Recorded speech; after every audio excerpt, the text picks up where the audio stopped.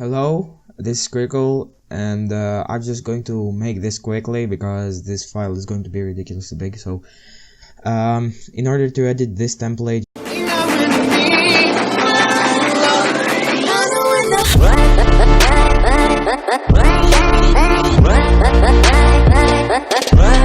you just watched earlier, you want to go to blender.org, click over here, Blender, and you want to choose your desired operating system, either 64-bit or 32, and once that is done, you want to download the actual template, and once you downloaded it, you will get this zip file, and you want to open it and extract it. So once that is done, you want to go to part 1 and double click on it, and it's going to open up with Blender. If it does not open, open Blender, go to File and Open, and open it through there. So once it's opened, you will see this pink plane over here. You want to go over here where the texture tab right on the left hand, and you want to go ahead and click this thing over here, the circlist thing. Once that's done, you want to go down here and click this thing right over here. Now you're going to choose your logo. Make sure that your logo is 512 by 512 before you actually render, because otherwise it's actually going to look really ugly. So once that is done, you want to go ahead and choose your output folder. I'm just going to choose my desktop. Once that is done, you want to simply start rendering. Don't worry, the rendering time on this one is ridiculously fast, and it will take approximately 15 minutes. For me, it took 7 minutes and a half, so you don't have to worry. Alright, so once that is done, you want to go over to part 2 right over here, and you'll have one file like this and another one, a Blender file. You want to open up the Blender file. Once that is open, you will be redirected right over here. You want to go ahead and click up here and go to compositing. Over here, you want to click this file thing, and you want to go ahead and choose the background file you found in there. The reason we're doing this is because if you do not do this, you will have a pink background because of the lack of the background, and that's because Blender did not pack, unfortunately. Once that is done, you want to go ahead and choose your frame over here. I've baked the animation, that's why this whole thing looks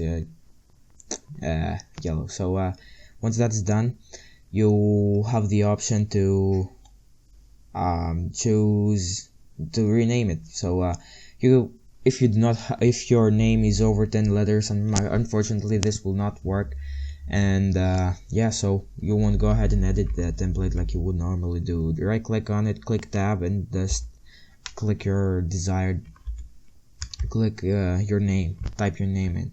You want to do this letter by letter, and make sure it's all in caps, or just the first letter in caps and all the other ones lowercase. Alright, so just make sure you do that. So once that's done, not really, sorry about that. Alright, so once that's done, you want to go over here to this camera, and you want to go ahead and choose your output folder to render part 2 here, and you want to give it a name. So just name it render. Alright, so once that is done, I just want to say quickly, this is going to take a ridiculously long amount of time to render. Unfortunately, there is no way to reduce it, and the only ways to reduce it will cause you to actually the intro will look ugly and not good at all. So I would highly recommend you keep it at a PNG sequence, because you can actually pause and continue your render anytime you desire. I'm going to leave a link in the description so you can find out more about that feature. So once that's done, you want to click animation. I'm not going to do this because I've already done it in the past. So once you're done with that as well, you want to go part 3. You want to open it. In here you will see this audio file. That exists there because this is the music.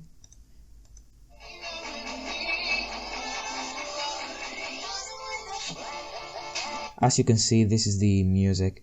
So what you want to do is actually click this thing down here, and you want to go ahead and click and add movie, and you want to find your first and you want to find your part 1 render, this thing over here. So you want to find that, Unfortunately mine is like this because I actually deleted the render, unfortunately, but it will look something like this with your logo, of course.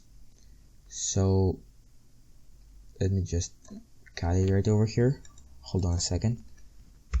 And you want to just, once you're over here, you want to simply either drag up here or just click on your keyboard page up.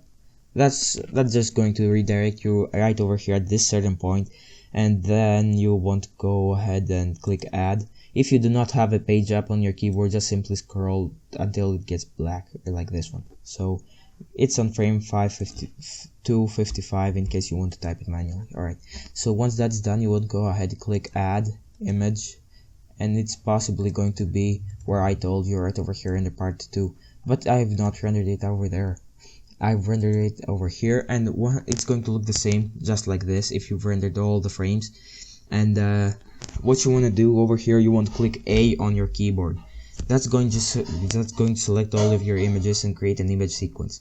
Just click add an image strip, and now this is your intro. It's extremely laggy because these are all images and not videos, so you would just don't want to mess with any of these, and you want to simply click your output folder.